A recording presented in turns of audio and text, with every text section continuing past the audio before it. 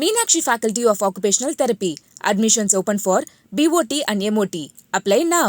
Any summer holidays kannu call GT Holidays ku pannu, South India's #1 travel brand.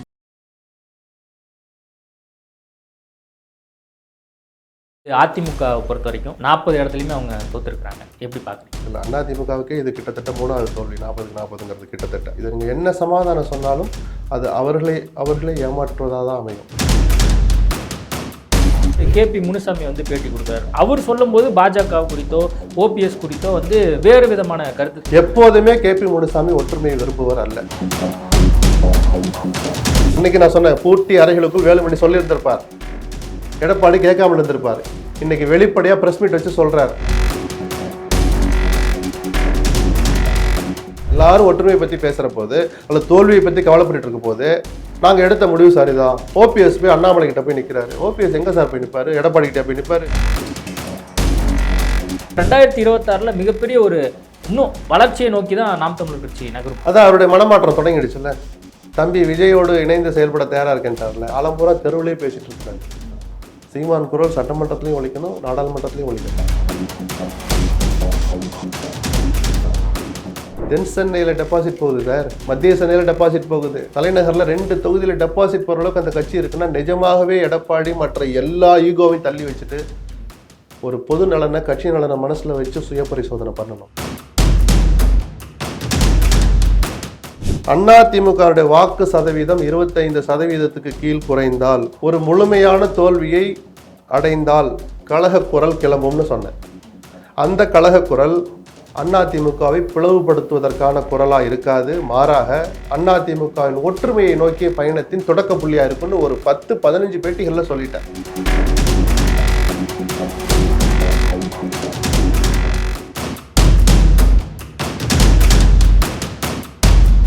IBC Tamil நேயர்களுக்கு வணக்கம். இன்றைய நேர்காணலில் நம்மோடு இணைந்திருப்பவர் எஸ்பி லக்ஷ்மணன் அவர்கள். வணக்கம் சார். வணக்கம். அதாவது அதிமுக பொறுத்த வரைக்கும் 40க்கு 40 அப்படிங்கிற ஒரு இடத்துல அவங்க போட்டியிட்டாங்க. 40 இடத்துலையுமே அவங்க தோத்துருக்குறாங்க. எப்படி பார்க்குறீங்க? இல்லை, மிக பெருவாரியான இடங்களில் திமுக அணி வெற்றி பெறும் அப்படிங்கிறது கருத்து கணிப்புகள், எக்ஸிட் போல் இதெல்லாம் தாண்டி கலை யதார்த்தமே அதைத்தான் உணர்த்துச்சு. ஆனாலும் நம்பிக்கையோடு அவங்க நாங்கள் 40க்கு 40 ஜெயிப்போம், எடப்பாடி கை காட்டுபவர் தான் பிரதமராக இருப்பார் அப்படின்லாம் ஒரு கட்சி தலைவர்களுக்கே உரிய கடமை உணர்ச்சியோடு தொண்டர்களை உற்சாகப்படுத்த அப்படி ஒரு பிரச்சாரத்தை முன்னெடுத்தாங்க. அவங்க ஒன்றும் மௌனமாலாம் இல்லை. போட்டி பிரதமர் வேட்பாளராக நரேந்திர மோடியை முன்னிலைப்படுத்திய என்டிஏவுக்கும் ராகுலை மறைமுகமாக முன்னிலைப்படுத்திய வலுவான நிலை எடுக்கிற திமுகவுக்கும் தான் நாங்கள் என்ன நிலை எடுக்கிறதுன்னு தெரியலன்னா இன்றைக்கி அதிமுக சில பேர் சொல்கிறாங்க. அது உண்மை அல்ல. அவர்களும் ஒரு நிலைப்பாடு எடுத்தார்கள். நாங்கள் 40க்கு 40 ஜெயிப்போம், நாங்கள் சொல்கிற ஆளை தான் பிரதமர் ஆக்குவோன்ற அளவுக்குன்னா அது நம்பிக்கை கலந்த வார்த்தைகளாக தப்பே கிடையாது. அந்த பிரச்சாரத்திற்கு ஒரு பெரிய தோல்வி கிடைச்சிருக்கு. தோல்வியை பற்றிலாம் நான் பெருசாக எடுத்துக்கல. அதிமுகவுக்கே இது கிட்டத்தட்ட 3வது தோல்வி. 40க்கு 40ங்கிறது கிட்டத்தட்ட. ஆனால் வாக்கு சதவீதங்கிறது ரொம்ப ஆபத்தான அளவுக்கு கீழே இறங்கி போயிடுச்சு. இது நீங்கள் என்ன சமாதானம் சொன்னாலும் அது அவர்களே ஏமாற்றுவதாக தான் அமையும். யதார்த்தத்தை உணர்ந்து திருந்த முயற்சிக்கலைன்னா அது அழிவை நோக்கி அவர்களே தங்களுடைய பயணத்தை விருப்பப்பட்டு தொடங்கி இருக்கிறார்கள் அப்படின்னு தான் எடுத்துக்கணும். ஆனால் அப்படி போக மாட்டாங்களோன்னு எனக்கு தோணுது. கொஞ்சம் சில விஷயங்களை யோசிப்பாங்கன்ற ஒரு நம்பிக்கை எடப்பாடியின் அறிக்கையிலிருந்து நான் பார்க்குறேன். இந்த தேர்தல் முடிவுகள் சில பாடங்களையும் படிப்பினைகளையும் நமக்கு கற்றுக் கொடுத்திருக்கிறது. 2026 சட்டமன்ற தேர்தலை எப்படி எதிர்கொள்வது என்பதை பற்றி அப்படின்னு சொல்லிக்கிறார். ஒரு தலைவர் சொல்ல வேண்டிய, இன்னும் சொல்லப்போனால் பிற தலைவர்கள் இவ்வளவு வெளிப்படையாக படிப்பினைங்கிற வார்த்தையெல்லாம் யூஸ் பண்ணவே மாட்டாங்க. மக்கள் தீர்ப்பை வரவேற்கிறோம், அவ்வளோதான், எங்கள் தவறுகளிலிருந்து நாங்கள் திருத்திக் கொள்வோம் அப்படின்லாம் சொல்லிட்டு போவாங்க. படிப்பினைலாம் அவ்வளோ சுலபத்தில் பயன்படுத்த மாட்டாங்க. அதை வெளிப்படையாக வெட்கத்தையும் தயக்கத்தையும் கொஞ்சம் தள்ளி வச்சுட்டு மிக நேர்மையாக அந்த வார்த்தையை பயன்படுத்தினார். அது என்ன அர்த்தத்தில் சொன்னார், நம்ம எந்த பாடத்தை எடப்பாடி கற்றுக்கொண்டார் நமக்கு தெரியாது. இல்லை, அதிமுகவா இந்த தேர்தலில் கற்றுக்கொண்ட பாடம் என்ன, தோல்விக்கான முக்கிய காரணம் இல்லை, அதைத்தான் நான் சொல்ல வந்தேன். என்ன பாடத்தை அவர் கற்றுக்கிட்டாருன்னு எடப்பாடி எதை மீன் பண்ணால் நமக்கு தெரியாது. ஆனால் என்னவெல்லாம் இருக்கலாம்னு நம்ம சில யூகம் பண்ணலாம். பாட்டாளி மக்கள் கட்சியை நம்ம கொஞ்சம் சரியாக பேரம் பேசி அல்லது அவர்கள் கேட்ட நிபந்தனையை ஒத்துக்க வச்சு ஒரு சில வாரங்கள் முன்னாடியே அந்த பேச்சுவார்த்தை தொடங்கி இருந்தால் அவங்களை கொஞ்சம் கன்வின்ஸ் பண்ணியிருந்திருக்கலாம். அதை மிஸ் பண்ணிட்டோம். ஓபிஎஸ்ஸை என்னதான் இருந்தாலும் பேசி ஈஸியாக ஒரு டம்மியாக கூட வச்சுருந்துருக்கலாம். இவ்வளோ அவசரப்பட்டு நீக்கி இருக்க வேண்டாம். ராமநாதபுரத்தில் நம்ம டெபாசிட்டில் கூட அவர் 3 லட்சம் ஓட்டு வாங்குறாரு. எந்த சூழல்லையும் நாங்கள் தினகரனை சேர்த்துக்க மாட்டோம்னு சொல்லியிருக்க வேண்டாம். அவர் ஒரு அணியில் போய் சேர்ந்துக்கிட்டு 3% 4% தினகரனுக்குன்னு ஒரு வாக்கு வங்கி இருக்குல்ல, அதை மறந்துட்டு அல்லது ஏற்க மறுத்து 4 பேர் கூட அவங்க கிட்ட இல்லை கூடாரம் காலின்லாம் சொல்லி அது தப்பு தானோ? அதே தேனியில் அங்கேயும் அதிமுக டெபாசிட் போச்சு. இல்லை அவசரப்பட்டு பிஜேபி கூட்டணியை முறிச்சுக்கிட்டோமா? கொஞ்சம் யோசிச்சு அண்ணாமலை வேறு மாதிரி டீல் பண்ணிக்கிட்டு நம்ம தேசிய தலைவர்களோட தொடர்பை வச்சுக்கிட்டு இந்த தேர்தலில் ஒரு எம்பிக்களை பெற்றுக்கிட்டு நம்ம அதுக்கப்புறம் கூட நம்ம சட்டமன்ற தேர்தல் 1 வருஷம் முன்னாடி சொல்லிட்டு கூட கலந்துட்டு இருக்கலாம். ஏன்னா நாடாளுமன்ற தேர்தலில் பிஜேபி எந்த அணியோடு சேர்கிறதோ அது வெற்றி கூட்டணியாக இருந்திருக்கு பல நேரங்களில். சட்டமன்ற தேர்தலில் பிஜேபி ஒரு சுமதான். அதுக்கு பல காரணம். சிறுபான்மையினர் வாக்குகள் ஏற்படுத்துகிற தாக்கம் நாடாளுமன்ற தேர்தலில் ஏற்படுகிற போது சட்டமன்ற தேர்தலில் ரொம்ப அதிகமாக இருக்கும். 10,000 தான் அவங்க இம்பாக்ட் ஏற்படுத்துவாங்கன்னா 10 லட்சம் ஓட்டு இருக்கிற இடத்துல 10,000 ஏற்படுத்துகிற தாக்கத்துக்கும் 2 லட்சம் ஓட்டு இருக்குது 1.5 லட்சம் ஓட்டு போலாகிற இடத்துல 5,000 ஓட்டு ஏற்படுத்துகிற தாக்கமும் வித்தியாசம் இருக்குது. அதனால சட்டமன்ற தேர்தலில் கூட நீங்கள் சத்தம் இல்லாமல் கலந்துக்கலாம். இப்போ நமக்கு தேவை கட்சி ஒரு வெற்றியை காண்பிக்க வேண்டிய கட்டாயம் இருக்குது. 10 தோல்வி பழனிசாமின்னு எல்லாம் கிண்டல் பண்ணுறாங்க. நான் அப்படிலாம் சொல்ல விரும்பலை. ஒரு தொடர் தோல்விகள் அவ்வளோதான். அது இவர் தலைவராக நான் ஒற்றை தலைமையாக இல்லாததுனால தான் எனக்கு இந்த பிரச்சனை. 2 பேர் இருந்துக்கிட்டு நான் ஒன்று சொல்ல அவர் ஒன்று சொல்ல அதனால தான் பிரச்சனையாக இருக்குது. ஒற்றை தலைமை ஆகிட்டா அந்த கட்சியை நான் வெற்றிகரமாக நடத்திட்டு போவேன்னு சொல்லி தானே அவர் அவ்வளோ தூரம் பண்ணார். அதுக்கப்புறம் அந்த 2-3 தேர்தலையும் தொடர்ந்து தோல்வின்னா உங்கள் சண்டை 1000 பக்கம் இருக்கட்டும், என்ன வேணாலும் பண்ணிக்கோங்க. தொண்டர்கள் சோர்ந்து போயிடுவோம். அந்த சோர்வை சரிப்படுத்தி அவனை உற்சாகத்துக்கு கொண்டு வரது அவ்வளோ துவண்டு உற்சாகம் குறைந்து இல்லை, துவண்டு போயிட்டான். மெகா கூட்டணி அமைப்போன்னு சொல்லி அவனை கொஞ்சம் ஒரு நம்பிக்கை ஏற்படுத்தி வச்சிருந்து கடைசியில் ஒரு சின்ன சாதாரண ஒரு பலமான கூட்டணியை கூட அமைக்க முடியாமல் போயிடுச்சு. அதனாலே அவன் தேர்தல் வேலை பார்க்கறதுல சுணக்கம் காட்டிட்டான். அதை எடப்பாடியும் ஒத்துக்கிட்டு தான் மாவட்ட செயல் கூட்டத்தில் ஒரு 10 பேரை வச்சு பேசுகிற போது அம்மா காலத்தில் மாதிரி நீங்கள் வேலை பார்க்கல அப்படி யதார்த்தத்தை சொன்னார். ஒரு தலைவர் அப்படி தான் கண்டிக்க முடியும். ஸோ இதையெல்லாம் ஒரு படிப்பினையை அவர் எடுத்துக்கிட்டாரோ அப்படின்னு அந்த படிப்பினையை எடுத்துக்கிட்டு என்ன செய்ய போறாருங்கிறதா அதிமுக எதிர்காலம் இருக்கு. இல்லை இப்போ கூட்டணியாக வந்து அவங்க தவறான முடிவு எடுத்துட்டாங்களா அதிமுக? இப்போ பாஜகவை தள்ளி வச்சுட்டு பாமக, ஓபிஎஸ், டிடிவி தினகரன் இவங்க எல்லாத்தையும் ஒன்று சேர்த்துருந்தா இதை விட கூடுதல் வாக்கு சதவீதம் நிச்சயமாக வாங்கியிருக்க முடியும். பாட்டாளி மக்கள் கட்சி இழுத்திருந்தாலே குறைஞ்சது 6 முதல் 8 இடங்கள் ஜெயிச்சிருப்பாங்க சார். இன்னைக்கு 0ங்கிறது இருந்திருக்காது இல்லை. அதுக்கப்புறம் நீங்கள் ப்ரீபோலில் இல்லைன்னா கூட ஜெயிச்ச பிறகு இந்நேரம் மோடி ஃபோன் பண்ணியிருப்பாரு, கொஞ்சம் ஒரு வந்துட்டு போங்களேன், மற்றதெல்லாம் நம்ம அப்புறம் பேசிக்குவோம், அண்ணாமலை தானே பிரச்சனை, வாங்க அண்ணாமலை மாற்றிக்குவோம், இன்னைக்கு உங்களை தேடி வந்திருப்பாரு. நீங்கள் ஒரு 4 எம்பி வச்சுருந்தா 5 எம்பி ஜெயிச்ச பாஸ்வான் பையன் சிராக் பாஸ்வானை மேடையில் உட்கார வச்சிருக்காங்களே. இன்னைக்கு என்டிஏ கூட்டம் நடந்துட்டு இருக்கு, மேடையில் உட்காந்துருக்கிறாரு. அந்த மரியாதை எடப்பாடி கிடச்சிருக்குமே. கட்சி நலனில் பார்த்தா, தமிழ்நாட்டு நலனில் பார்த்தா 2 மந்திரி வாங்கியிருந்திருக்கலாம், 5 பேரில் 2 பேருக்கு. எவ்வளவோ வாய்ப்புகளை எடப்பாடி தான். ஒருவேளை அந்த பாடத்தை கற்றுக்கிட்டாரா தெரியாது நமக்கு. எடப்பாடி அதை வெளிப்படையாக சொல்லாத வரைக்கும் என்ன பாடம் என்ன படிப்புனே தெரியாது. ஆனால் அந்த வார்த்தைகளை அவர் பயன்படுத்தின பார்த்தா ஏதோ ஒன்று அவர் மனசில் பட்டிருக்கு. அது என்னன்னு அவர் நடவடிக்கைகளை பார்த்து தான் நம்ம புரிஞ்சுக்க முடியும். இல்லை, தேர்தலுக்கு முன்பாகவே ஒரு சில பத்திரிகையாளர் அதிமுக பாஜக கூட்டணி முறிந்த பின்பாக சொன்னது என்னன்னா, இந்த 2 கூட்டணி தொடர்ந்து இருக்கணும், தொடர்ந்து இருந்ததுன்னா கண்டிப்பா திமுகவுக்கு ஒரு டஃப் ஃபைட் கொடுத்துருக்கோம். நானே சொன்னேன், நானும் தான் சொன்னேன். அதில் 20 முதல் 25 தொகுதியில் அவங்க போட்டியை ஏற்படுத்தியிருக்க முடியும், வெற்றியை நோக்கியே போயிருப்பாங்கன்னு சொன்னேன். ஏன்னா திமுக சில வருத்தங்கள் இருக்கு, தொண்டர்களுக்கே வருத்தங்கள் இருந்தது. இந்த அணி அதான் சொன்னேன் இல்லையா, ஒரு அணியை உருவாக்கிட்டோம்னா அது அந்த அணியை அமைத்த கட்சிகள் சார்ந்த தொண்டர்களுக்கு உற்சாகம் தர்ற மாதிரி எதிரணிலே அது ஒரு பீதியை கிளப்பும். ஆஹா சேர மாட்டாங்க நினைச்சோம், சேர்ந்துட்டோமே அவன் ஒரு பதட்டப்படுவான். ஆஹா நல்ல வேலை கூட்டணி அமைச்சு இவர் உற்சாகப்படுவான். இந்த 2ம் சேர்ந்து தான் ஒரு இடத்துக்கு போய் ஒரு புள்ளியில் போய் சேர்ந்து வெற்றியை கொடுக்கறது. அதை மிஸ் பண்ணிட்டாங்க. இன்னைக்கு கணக்கு கூட்டி பாருங்க, 13 தொகுதிகளில் 2 பேரும் சேர்ந்தா திமுகவோட அதிக ஓட்டு. 2 தொகுதியில் 10,000 ஓட்டு தான் டிஃபரன்ஸ். 6 தொகுதியில் 50,000க்குள்ள கிட்டத்தட்ட மினிமம் 20 தொகுதி ஜெயிச்சிருப்பாங்க. கெமிஸ்ட்ரி ஒர்க் அவுட் ஆயிருந்தா 30 நோக்கி போகும். வேலுமணி சும்மா ஒன்று சொல்லுங்க, 35 கூட விட்டுருங்க, 20 சொல்லுங்க சார். இன்னைக்கு நீ வெற்றியை சுவைச்சிருக்கலாமே. அது எப்படி சார் வெறும் கூட்டணி 2 கூட்டினாலும் அப்படிலாம் போட்டிருக்க மாட்டாங்கிறாங்க. அதுவும் மக்களை ஏமாற்றுகிற வேலை. திமுக தன்னைத்தானே ஏமாற்றிக்கிற வேலை. எப்படி சேராது? பிஜேபி வாங்கின ஓட்டு மோடி பிரதமர் ஆகணும்னு போட்ட ஓட்டு. எந்த அணி எப்படி அமைஞ்சாலும் மோடிக்கு தான் ஓட்டு போடுவான். பிஜேபிக்கு நீ வாங்கியிருக்க ஓட்டு அதுதான் அர்த்தம். அதிமுக ஓட்டு அப்படி வந்திருக்குமா? இன்னைக்கு மோடிக்கு சிறுபான்மையினர் ஓட்டு போடலையே. நான் பிஜேபி விட்டு விலகி வந்தது தான். இப்போ மட்டும் இல்லை, சட்டமன்றத்திலையும் நான் சேர மாட்டேன்னு சொன்ன பிறகும் சிறுபான்மையினர் ஏடிஎம்கேக்கு 5% தாண்டி கூட போட்டாங்களான்னு சந்தேகமாக இருக்குது. எதை வச்சு சொல்கிறோம்? நான் ஃபார்முலாலாம் என்கிட்ட இல்லை, வாக்கு வித்தியாசம் அதை உணர்த்துது. நீங்கள் வாங்கின தோல்வி உணர்த்துது. இவ்வளோ டிஃபரன்ஸ் வந்திருக்கக்கூடாது. சிறுபான்மையினர் வாக்களிச்சிருந்தாங்கன்னா இன்றைக்கி டிஃபரன்ஸ் குறைஞ்சிருக்கும். திமுகவுக்கு 4 லட்சம் 3 லட்சம் 2 லட்சம் ஒரு தொகுதியிலும் ஜெயிச்சுட்டு போயிருக்கிறாங்க. ஒரு 5 தொகுதியை தவிர 35 தொகுதியில் ரொம்ப கம்ஃபர்ட்டாக அவங்க ஜெயிச்சிட்டாங்களே. அப்போ சிறுபான்மையினர் திமுகவுக்கு வாக்களித்ததில் ரொம்ப ரொம்ப ஒரு நெக்லிஜிபிள் அமௌண்ட்டு தான் அதிமுக வாழிச்சு. அப்போ இந்த ஓட்டு அப்படியே கூட்டலாம், அதுல லாஜிக் இருக்குன்னு நான் சொல்றேன். ஓகே சார், இப்போ இந்த வாக்கு சதவீதத்தை பற்றி நீங்கள் சொன்னீங்க இல்லையா, 2019 31% வந்து அதிமுக பெற்றிருக்கிறாங்க. 2021 சட்டப்பேரவை தேர்தலில் கூட்டணியாக நான் சொல்வது எல்லாமே 39.70, இந்த தேர்தலில் 23%. அதாவது மக்களவை தேர்தலில் கடந்த முறை 31%, இந்த முறை 23 அப்படின்னு பார்க்கும்போது கடந்த முறை மக்களவை தேர்தலில் யாரெல்லாம் இருந்தாலும் பார்க்கணும். அநேகமாக அப்போ பிஜேபியும் இருந்தாங்க, இப்போ அப்படி இல்லையே.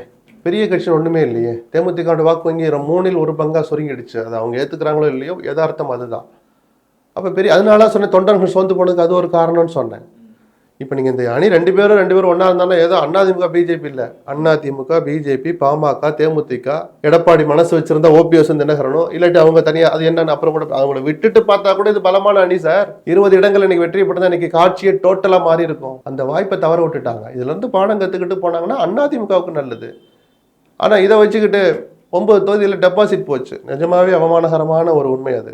அதிமுக தென் சென்னையில் டெபாசிட் போகுது சார், மத்திய சென்னையில் டெபாசிட் போகுது, தலைநகரில் 2 தொகுதியில் டெபாசிட் போகிற அளவுக்கு அந்த கட்சி இருக்குன்னா நிஜமாகவே எடப்பாடி மற்ற எல்லா ஈகோவையும் தள்ளி வச்சுட்டு ஒரு பொது நலனை கட்சி நலனை மனசில் வச்சு சுய பரிசோதனை பண்ணணும். அதுதான் அவருக்கு நல்லது. ஆனால் 9 டெபாசிட் போனாலும் 12 தொகுதிகளில் 3ஆம் இடம் போனாலும் கூட இன்னைக்கும் பெரிய கட்சி அதிமுக தான். அதில் மாற்றமே கிடையாது. பிஜேபி சொல்கிற மாதிரி நாங்கள் 12 இடத்துல 2ஆம் இடம் வந்துட்டதுனால இனிமேல் போட்டி திமுகவுக்கும் பிஜேபிக்கும் தான், அதெல்லாம் சுத்த ஹம்பக். உண்மையும் இல்லை, மக்களையும் பிஜேபி தொண்டர்களையும் முட்டாளாக்குற வேலை. அவ்வளோ சுலபத்தில் அவங்க 2ஆம் இடத்துக்கு இந்த ஜென்மத்தில் வர மாட்டாங்க. மீன்ஸ் ஒரு 5 ஆண்டு 10 ஆண்டுகளுக்கு அது நடக்க வாய்ப்பு இல்லை. ஏன்னா அந்த 5 ஆண்டு 10 ஆண்டுல அதிமுகவும் அழியாது. அண்ணாமலை சொன்ன மாதிரி ஜூன் 4க்கு அப்புறம் அதிமுக இருக்காதுன்னு சொன்னார்ல, அதுக்கெல்லாம் அவ்வளோ சுலபத்தில் வாய்ப்பு இல்லை.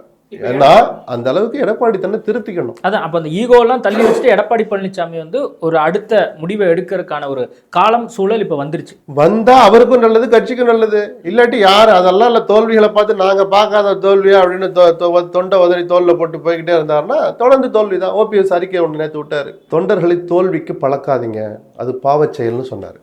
வெற்றி தோல்வி சகஜம், தோல்வியே சகஜம்னு சொன்னால் எந்த தொண்டனும் ஏற்றுக்க மாட்டான், அதில் யதார்த்தமும் இல்லை.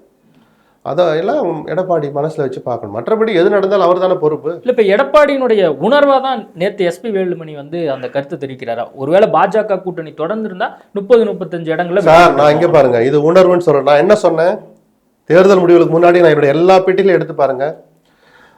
அதிமுக வாக்கு சதவீதம் 25% கீழ் குறைந்தால், ஒரு முழுமையான தோல்வியை அடைந்தால் கழக குரல் கிளம்பும்னு சொன்னேன். அந்த கழக குரல் அதிமுகவை பிளவுபடுத்துவதற்கான குரலா இருக்காது, மாறாக அதிமுகவின் ஒற்றுமையை நோக்கிய பயணத்தின் தொடக்க புள்ளியா இருக்குன்னு ஒரு 10-15 பேட்டிகள்ல சொல்லிட்டேன். அனைமா உங்ககிட்டயும் நான் சொல்லியிருப்பேன்னு நினைக்கிறேன், எடுத்து போட்டு பாருங்க. வேலுமணி அன்னைக்கு நான் சொன்னேன், பூட்டி அறைகளுக்குள் வேலுமணி சொல்லியிருந்திருப்பார், எடப்பாடி கேட்காம இருந்திருப்பார். இன்னைக்கு வெளிப்படையா பிரஸ் மீட் வச்சு சொல்றார். அது எடப்பாடியின் குரலா இருக்கணும்னு அவசியம் இல்லை, அதுக்கு என்ன வாய்ப்பு இருக்கோ அதே அளவுக்கு வாய்ப்பு என்ன இருக்கு. அன்னைக்கு பூட்டி அறைகளுக்குள்ள தனியா சொன்ன வேலுமணி இன்னைக்கு வெளிப்படையா போட்டு உடைக்கிறார். நான் அன்னைக்கே சொன்னல, 2 பேரும் ஒன்னா இருந்தா நம்ம இவ்வளவு சீட்டு ஜெயிக்கலாம்ன்ற அர்த்தம் அந்த பிரஸ் மீட்ல இருக்கு. நான் இதைத்தான் கழக குரல்னு சொன்னேன். ஆனா அது கட்சியை பிளக்கிறதுக்கு இல்லை, மாறாக எடப்பாடியை திருத்துவதற்கு, எடப்பாடியின் மனதில் ஒரு மாற்றத்தை ஏற்படுத்துவதற்கு, ஒரு ஒற்றுமையை ஏற்படுத்துவதற்காக கூட அடிப்படை புள்ளியா கூட அது இருக்கலாம்ல. இதைத்தான் நான் சொன்னேன் கழக குரல்னு. அப்போ வந்து தொண்டர்களின் குரலா தான் எஸ்பி வேலுமணி அந்த கருத்து தெரிவிச்சிருக்கார். இனிமேல் எடப்பாடி பழனிசாமி அந்த குரலையும் கேட்டுட்டு அவர் முடிவு, அந்த குரலுக்கு ஒரு மதிப்பளிக்கணும்னு சொல்றேன். வேலுமணி சொன்னது கரெக்ட் தான், இனிமேல் நான் பண்றேன் அப்படி சொல்லணும்னு அவசியம் இல்லை. வேலுமணி இங்க வாங்க, நீங்க சொன்னதை நான் யோசிச்சு பார்த்தேன், ஆனா நான் என்ன நினைக்கிறேன்னா அப்படின்னு கன்வின்ஸ் பண்ணவும் பார்க்கலாம். இல்லை நீங்க சொன்னது சரிதான், அப்ப என்ன செய்யலாம்னு சொல்லுங்க, உட்காந்து டிஸ்கஸ் பண்ணவும் ஆரம்பிக்கலாம். எதுவாக இருந்தாலும் திறந்த மனதோடு நேர்மையோடு சுயநலத்தை தள்ளி வைத்துவிட்டு கட்சியின் நலனை மனசுல வச்சு எந்த தலைவன் சுய பரிசோதனை பண்ணாலும் அந்த இயக்கம் வளர்ச்சியை நோக்கி தான் போகும். அதுக்கு முன்னாடி நாள் வந்து கேபி முனுசாமி வந்து பேட்டி கொடுக்குறாரு. அவர் சொல்லும் போது பாஜக குறித்தோ ஓபிஎஸ் குறித்தோ வந்து வேறு விதமான கருத்து. எப்போதுமே கேபி முனுசாமி ஒற்றுமையை விரும்புவர் அல்ல, நிஜமான கலகக்காரராகவே அவர் இருந்திருக்கிறார். ஒரு பத்திரிகையாளராக அவர் நான் பார்த்ததை வச்சு சொல்றேன். அவர் மேல நமக்கு தனிப்பட்ட காழ்ப்புணர்ச்சி இல்லை. அவர் சொல்கிற ஒவ்வொரு வார்த்தையும் அந்த கட்சி நலனுக்கு உகந்ததாக இருக்காது. நேற்று அவர் சொன்னது அதுதான். எல்லாரும் ஒற்றுமையை பத்தி பேசுற போது அல்ல தோல்வியை பத்தி கவலைப்பட்டு இருக்க போது நாங்க எடுத்த முடிவு சரிதான். ஓபிஎஸ் போய் அண்ணாமலை கிட்ட போய் நிக்கிறாரு. ஓபிஎஸ் எங்க சார் போய் நிப்பாரு? எடப்பாடி கிட்ட போய் நிப்பாரு. தேர்தல் பிரச்சாரத்துல யாரோட நிப்பாரு? பிஜேபியோட கூட்டணி எங்க நிப்பாரு? அதிமுகவை எதிர்த்து அவர் பிரச்சாரம் பண்ணாரு. வேற யாரை எதிர்த்து பிரச்சாரம் பண்ணுவார்? நீங்க கட்சியை விட்டு நீக்கிட்டீங்க, அவர் என்ன பண்ணணும்னு நினைக்கிறீங்க? போய் பெரிய இடத்துல போய் படுத்துக்கணும் பாயில சுருட்டி. என்ன நினைக்கிறீங்க? என்ன சர்வாதிகாரம் அது? சொல்லுங்க சார். அந்த ஓபிஎஸ் பாண்டி நீங்க இருந்த போதெல்லாம் அவங்க மேல வச்ச விமர்சனத்தை நீங்க எப்படி எதிர்கொண்டீங்க? கேபி முனுசாமியை நான் பார்த்து கேட்கிறேன். நமக்கு ஒரு பத்திரிகையாளராக கேட்கறது கூட அவர் வச்ச வாதத்தை வச்சு தான் இதெல்லாம். நீங்க எங்க எல்லாம் இருந்தீங்களோ அங்கெல்லாம் கலக குரல் தான் அவர் எழுப்பியிருக்கிறார். தனக்கானதை கேட்டு வாங்கிட்டு போயிருக்கிறார். கட்சி நலன் பொது நலன்னு கேபி முனுசாமி உள்ளிட்டவர்கள் அதை யோசிக்காத வரைக்கும் அதிமுகவின் அழிவு ரொம்ப தூரத்துல, கண்ணு கெட்டிய தூரத்தில் இல்லைன்னு நான் சொல்றேன், ரொம்ப தூரத்துலையும் கிடையாது. இல்லை, இப்போ கேபி முனுசாமியோட கருத்துக்கு நீங்கள் இப்படி சொல்கிறீங்களா? அப்போ கேபி முனுசாமியும் எடப்பாடி பழனிசாமிலாம் அந்த ஈகோயிஸ்டிக்காக இருந்து தான் அந்த முடிவு எடுத்திருக்கிறாங்களா? பாஜக வேண்டாம் அல்லது நம்ம சொல்கிற முடிவு தான் கழகத்தின் குரலாக இருக்கணும்? இல்லை, பல உள் அரங்கல உள் அறைக்குள்ள பலவிதமான கருத்துக்கள் வந்திருக்கலாம். பட் இதையெல்லாம் கன்சல்டேட் பண்ணி தலைவன் எடுக்கிற முடிவு தான். அதுதான் என்ன, பிஜேபி விட்டு வந்துருவோம்னு எடப்பாடி எடுத்த முடிவு தீர்மானமாக வந்துச்சு. அந்த தீர்மானம் நிறைவேற்றப்பட்ட போது யாருமே எதிர்க்கலை. சரி, தலைவர் பொதுச்செயலாளர் ஒரு முடிவு எடுத்துட்டார், நம்ம அதை ஆதரி போட்டு எல்லாம் அமைதியாக இருந்தாங்க. ஆனால் இன்னைக்கு கொஞ்சம் துணிச்சலாக வெளியில் வந்து கருத்து சொல்கிறாங்களா? முனுசாமி சொன்னது நான் தப்புன்னு சொல்ல, அவர் ஒரு கருத்து சொல்லட்டும், வேலுமணி ஒரு கருத்து சொல்லட்டும், ரெண்டையும் உட்காந்து பரிசீலிக்க வேண்டிய கடமை யாருக்கு இருக்கு? எடப்பாடிக்கு தான் இருக்கு. நான் கழக குரல் சொன்னது நீங்க கேபி முனுசாமியுடைய குரலையும் சேர்த்து கூட சொல்லிக்கலாம். நம்ம ஏதோ அவர் ரிஜெக்ட் பண்ண வேண்டாம். ஆனால் கேபி முனுசாமியுடைய இயல்பான குணங்களை சொல்ல வேண்டியது என்னுடைய கடமை. அதான் இவங்க ரெண்டு பேரோட கருத்தை பார்க்குறோம். அண்ணாமலை வந்து என்ன சொல்றாரு, எஸ்பி வேலுமணிக்கு எடப்பாடி பழனிசாமிக்கு ஒரு புகைச்சல், ஒரு மிஸ் அண்டர்ஸ்டாண்டிங் அப்படிங்கிறாரு. அது கொஞ்சம் அதிகப்படியான வார்த்தை. இவருடைய துடுக்குத்தனத்தினால தான் அந்த கூட்டணியே முறிஞ்சது. ஜெயலலிதா ஊழல்வாதின்னு சொன்னது தான் தொடக்கப்புள்ளி. ஊழல்வாதின்னு சொல்லட்டும், யார் சொல்லணும்? அதை எதிரணியில் இருக்கிறவங்க சொல்லணும். இன்னைக்கு அண்ணாமலை சொல்லலாம் ஜெயலலிதா ஊழல்வாதின்னு, ஏன்னா நீங்க அதிமுகவுக்கு எதிரணியில் இருக்கிறீங்க, உங்களுக்கு அந்த உரிமை இருக்கு. ஆனால் 10 நாளைக்கு முன்னாடி அவர் இந்துத்துவ தலைவர்னு சொன்னதுக்கு அந்த அறிக்கையை ஃபுல்லாக படிச்சு பார்த்தீங்கன்னா அவ்வளோ புகழ்ந்திருப்பாரு. அதுவும் தப்பு. அன்னைக்கு நீங்க ஊழல்வாதின்னு சொன்னதும் தப்பு. தோழமை தொடர்கிறதுன்னு சொல்லிக்கிட்டு ஒரு தோழமைக்கு தலைமை தாங்குகிற கட்சியை அந்த தலைவரை நீங்க ஊழல்வாதின்னு சொல்லலாமா? ஸ்டாலின் சொல்லட்டும் சார், திருமாவளவன் சொல்லட்டும், வைகோ சொல்லட்டும் சார், இடதுசாரிகள் விமர்சிக்கட்டும், யார் வேணான்னா. நீங்களும் கூட்டணி விட்டு வெளியே போய் விமர்சிங்க. கூட்டணி தொடர்கிறதுன்னு சொல்லிட்டு ஊழல்வாதின்னு சொன்னது எந்த அதிமுக தொடரும் மன்னிக்க தயாரா இல்லை. அந்த அண்ணாமலையை அடக்கி வைங்கன்னா கடைசியாக ஒரு சான்ஸ் கொடுத்தாரு எடப்பாடி. டெல்லிக்கு போய் 4 பேர் அனுப்பி வச்சு சொல்ல சொன்னார். தேசிய தலைமை அப்போ அது காது கொடுத்து கேட்கல. ஸோ இந்த கூட்டணி முறிஞ்சதுக்கு முதல் காரணம் அண்ணாமலை. அந்த அண்ணாமலையுடைய செயல்பாட்டை தடுக்க கண்டிக்க தவறிய தேசிய தலைமை இரண்டாவது காரணம். அந்த உண்மைகளுக்கு பிறகும் கூட சில ராஜதந்திர நடவடிக்கைகளை எடுக்காமல் யோசிக்க தவறி கூட்டணி விட்டு வெளியில் வந்த எடப்பாடி செஞ்சது மூணாவது. வேற வழி இல்லை, ஆனாலும் அது தவறாக முடிஞ்சிடுச்சு அப்படின்னு இந்த அரித்மேட்டிக் நம்மளுக்கு காட்டுது. அதான் அண்ணாமலையுடைய போக்கு காரணம். அதன் காரணமாக தான் வந்து இந்த கூட்டணி முறிவு மற்ற விஷயங்கள் எல்லாமே நடந்தது அப்படிங்கிறத எஸ்பி வேலுமணி வெளிப்படையவே சொல்றாரு இல்லையா? அப்போ முன்னாடியே இந்த ஒரு டிசிஷனை வந்து ஏன் சரியா எடுக்கல அப்படின்னு எடுக்க முயற்சி பண்ணார். எடப்பாடி முயற்சி பண்ணாரு. அண்ணாமலை கண்டிச்சு இவரால் தாங்க பிரச்சனை, கொஞ்சம் மாற்ற கூட வேண்டாம், அது உங்களுடைய முடிவு, அவரை கண்டிச்சு வைங்கன்னு தானே கேட்டார். அண்ணா எடப்பாடி ஒரு முயற்சி எடுத்தார் தான், அதை நான் மறுக்கவே மாட்டேன். எடப்பாடி விமர்சிக்கிறது வேற, அவர் செஞ்ச முயற்சியை நான் மறைக்கக்கூடாது. இல்லை, 4 முன்னாள் அமைச்சர்ல கொச்சியிலேருந்து 2 பேர், பெங்களூர்லேருந்து 2 பேர், என்ன ஒன்று தப்புன்ட்டாரு, ரகசியமாக அனுப்பிச்சாரு. ஊரறிய அனுப்பிச்சிருக்கணும் சார். அதிமுக தொண்டனுக்கு அது தெரியணும். தலைவர் நல்ல நடவடிக்கை எடுக்கிறாரு, ஒரு செக் வைக்கிறாரு, அப்படி அம்மாவை அவமானப்படுத்தின அண்ணாமலையை பற்றி டெல்லியில் போய் புகார் சொல்றாருன்னு வெளிப்படையாக தொண்டனுக்கு தெரிஞ்சிருக்கணும். எடப்பாடி அந்த வாய்ப்பை தவற விட்டுட்டாரு. ஸோ அவர் எதுவும் செய்யாமையெல்லாம் இல்லை, அதெல்லாம் செஞ்ச பிறகு ஒன்றும் நடக்கலைன்னா அவர் கூட்டணி விட்டு வெளியே வர்றாரு. பட் அந்த கணக்கு தப்பா போயிடுச்சு, நீங்க ஒரு நல்ல வாய்ப்பை இழந்துட்டீங்கிறது தேர்தல் முடிவுகள் காட்டுது. அதான் இப்போ தமிழிசை சவுந்தரராஜனும் அதை ஏற்கிறாங்க. இப்போ அண்ணாமலை சார், இந்த கூட்டணி ஜெயிக்கணும்னு நினைக்கிற பிரதமர் மோடியினுடைய கருத்தை வலுப்படுத்துறதா உங்க நோக்கமா இருந்திருந்தா எல்லாருமே எதான் சார் சொல்லுவாங்க. மாறி மாறி சொல்றதுக்கு வழியே இல்லை. ஒரு கூட்டணி முறிஞ்சது எப்படி நீங்க சரின்னு சொல்லுவீங்க? சிறுபான்மையினர் வாக்கள் நமக்கு கிடைக்காது, இப்போ மட்டும் கிடைச்சிருச்சா? சரி, பிஜேபியோட இல்லை, அதிமுக சட்டமன்ற தேர்தலில் பிஜேபி இல்லாமலே எல்லா சிறுபான்மையினர் உங்களுக்கு போட்டுருவாங்களா? அது கலந்துதான் சார் நடக்கும். கன்சல்டேஷன் ஒரு பக்கம் போக தான் வேணும். அவங்க மனங்கள் நீங்கள் வேணும்னா உங்களுடைய எல்லா நடவடிக்கைகளும் தொடர்ச்சியாக நல்ல விதமாக இருக்கணும். அவங்களுக்கு நம்பிக்கை ஏற்படுத்துகிற மாதிரி இருக்கணும். ஒரு முடிவு நாளெல்லாம் ஒரு சமூகம் ஒட்டுமொத்தமாக அவங்க பக்கம் வந்துடாது. 5 ஆண்டுகள் அவரோடவே இருந்துட்டு அவங்க செஞ்ச எல்லா அக்கிரமங்களுக்கும் கூட இருந்துட்டு இன்னைக்கு நான் வெளியில் வந்துட்டேன்னா எப்படி அவங்க எல்லாரும் வந்துடுவாங்களா? முஸ்லீம்ஸும் கிறிஸ்டியன்ஸும் அவ்வளோ அரசியல் அறிவற்றவர்கள் அவங்க. கொஞ்சமாவது அவங்களும் யோசிப்பாங்களே, சரி இப்போ தான் வந்திருக்கிறாரு, இருக்கட்டும், அடுத்த தடவை பார்த்துக்கலாம், இப்போ நம்ம ஜெயிக்கிறதுக்கே போடுவோன்னு அப்படி தானே போட்டாங்க ஒட்டுமொத்தமாக திமுக அன்னைக்கு. அவங்க வாங்கிக்கிற மார்ஜின் அதை தானே நம்மளுக்கு காட்டுது. இதையும் ஒரு பாடமாக கற்றுட்டு இருப்பார்னு நினைக்கிறேன் எடப்பாடி. அதான் இப்போ அண்ணாமலை வந்து அதிமுக நடக்கக்கூடிய அந்த பிரச்சனைகள் குறித்து சொல்கிறார். எஸ்பி வேலுமணிக்கும் எடப்பாடிக்கும் மிஸ் அண்டர்ஸ்டாண்டிங் சொல்லி, தமிழிசைக்கும் அண்ணாமலைக்கும் எதுவும் மிஸ் அண்டர்ஸ்டாண்டிங்? ஆமாம், நீங்கள் அவர் சுட்டி காட்ட இன்னைக்கு செல்லூர் ராஜ் அனைமா மதியானமோ நாளைக்கு அதை சொல்லுவார். முதல்ல உங்கள் சண்டையை தீர்த்துட்டு வாங்க பாரு, யதார்த்தமான வார்த்தை. உதயகுமார் சொல்லுவார், ஜெயக்குமார் சொல்லி காட்டுவார். அதனால சொன்னேன் அண்ணாமலை கொஞ்சம் பக்குவப்படணும்னு நான் சொல்கிறேன். ஆனால் நேற்று 2 நாளுமே அவர் ப்ரெஸ் மீட் கொடுக்குறாரு. பழைய எப்படி பேசினாரோ அதே டோன் அதே தோனி நான் இப்படிதான் அது அவருக்கும் நல்லதில்லை, தமிழ்நாடு பிஜேபிக்கும் நல்லதில்லை. அது அவர்கள் கவலை. தேசிய தலைமை தான் அதை பற்றி கவலைப்படணும். நம்ம ஓரளவு அட்வைஸ் பண்ணலாம். ஒரு பத்திரிகையாளராக வளர்கிற இளம் தலைவர், நானே சொல்லியிருக்கேன், அவரை கடுமையாக விமர்சிச்சிருக்கிறேன். ஆனாலும் கொஞ்சம் பக்குவப்படுங்க, நீங்கள் என்ன போக வேண்டிய தூரம் எவ்வளவோ இருக்குன்னு சொல்கிறோம். திருத்திக்கிட்டால் அவருக்கு நல்லது. அவர் என்ன ரோட்டில் போகிற பொண்ணுங்க கைப்பிடிச்சு இழுத்தாரா, கொலை பண்ணாரா, கொள்ளையடிச்சாரா? அந்த தப்பு செய்யலை. ஒரு அரசியல் தலைவர், நீங்கள் எங்களை ஆள நினைக்கிற தலைவர். இப்போ கூட நேற்று என்ன பிரஸ் பண்ணி 26ல் நம்மளும் தான் ஆட்சி, அப்போ என்னையும் சேர்த்து ஆள நினைக்கிற அண்ணாமலை எப்படி இருக்கணும்னு சொல்கிற உரிமை எனக்கும் இருக்குல்ல, உங்களுக்கும் இருக்குல்ல, நமக்கு இருக்குல்ல. அதை சொன்னால் குறைஞ்சபட்சம் கேட்டுக்கணும்ல. நான் சொல்கிறதெல்லாம் கேட்கணும், நான் ஒன்றும் ஆர்டர் போட முடியாது. ஒரு பத்திரிகையாளர் சில கருத்துக்களை சொல்கிறோம், நல்லதாக இருந்தால் எடுத்துக்கோங்க, இல்லைன்னா விட்டுட்டு போங்க. எடுத்துக்கிட்டால் உங்களுக்கு நல்லது, உங்கள் கட்சிக்கு நல்லது. ஓகே, இப்போ அதிமுகவினுடைய அந்த ஆலோசனை கூட்டம் வந்து நாளை நடைபெற இருக்கிறதா தகவல் வருது.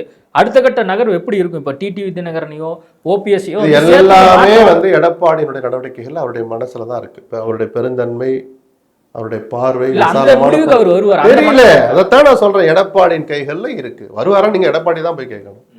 இல்ல ஒரு பத்திரிகையாளர் நீங்க தொடர்ந்து நான் அதுதான் சொல்றேன். எடப்பாடி பாடங்களை கத்துக்கிட்டதான் வெளிப்படையா சொல்றாரு. அந்த பாடத்தை எப்படி எக்ஸிக்யூட் பண்ண போறாருன்னு பாப்போன்றேன். அவர் என்ன செய்ய போறாரு நமக்கு தெரியாது. நீங்க தினகரனை சேர்த்துக்கோங்க, ஓபிஎஸ் சேர்த்துக்கோங்க நம்ம சொல்லலையே. ஒற்றுமைன்ற ஒரு வார்த்தையை மனசுல வச்சு செயல்படுங்க.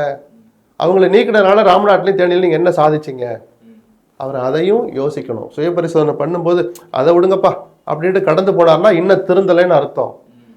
சட்டப்பூர்வமா அதிகாரப்பூர்வமா ஒரு மிக பெரும்பான்மையா பொதுச்சாளர் பகுதியில் உட்காந்துட்டீங்க, தேர்தல் ஆணையம் ஏத்துக்குச்சு, உங்க சீட்டுக்கு எந்த பாதிப்பு வரப்போறது. ஏப்பா இதை பாதிக்காம ஒற்றுமையை பத்தி பேசுங்கப்பா, ஏன் சொல்லக்கூடாது? இதை செய்யணும் நான் சொல்லலை. அப்படி செய்யாமலும் நீங்க இயக்கத்தை தொடர்ந்து நடத்திட்டு போகலாம். ஆனா வெற்றியை காட்ட தொடர்ந்து நீங்க மறுத்தீங்கன்னா தொண்டர்கள் உங்க பின்னாடி நிற்க மாட்டாங்க. அதனுடைய வீழ்ச்சி இன்னைக்கு தொடங்கிடுச்சு. ஓகே, இப்போ சசிகலாவுடைய ரோல் இனிமேல் ஏதாவது முக்கியத்துவம்? இந்த 2 ஆண்டுகள்ல பலரும், நான் உட்பட பலரும் எதிர்பார்த்த மாதிரி சசிகலாவுடைய அரசியல் நடவடிக்கைகள் அமையல. அவருடைய ஒரே நல்ல எண்ணம் மட்டும் வெளிப்பட்டுக்கிட்டே இருக்கு அறிக்கைகள் மூலமா. கட்சி ஒற்றுமையா இருக்கணும், ஒற்றுமையா இருக்கணும்னு. சரி சொல்றேன், அது சொல்றதுக்கு தான் 1000 பேர் இருக்கமே. நீங்க என்ன அதை செயல்படுத்துற அளவுக்கு ஒரு வலிமையும் பின்னணியும் உரிமையும் இருக்கிற சசிகலா 2 வருஷத்துல என்ன பண்ணார் அப்படின்னு கேள்வி இருக்குல்ல, கேட்க தானே செய்வாங்க. அதுக்கு சசிகலா பதில் சொல்லாத வரைக்கும் அவருடைய வார்த்தைகளுக்கு எவ்வளவு தூரம் மரியாதை இருக்குன்னு எனக்கு தெரியல. இப்போ அதிமுக முன் இருக்கக்கூடிய வாய்ப்புகளை நீங்க என்ன பாக்குறீங்க? இமீடியட்டா அவங்க செய்ய வேண்டியது என்ன? சுய பரிசோதனை தான் செய்யணும். ஏன் தோற்றோம், என்ன செய்தோம், என்ன செய்ய தவறினோம், இந்த சுய பரிசோதனை பண்ணினா அவங்களுடைய எதிர்காலம் நல்லா இருக்கும். எந்த கட்சிக்குமே.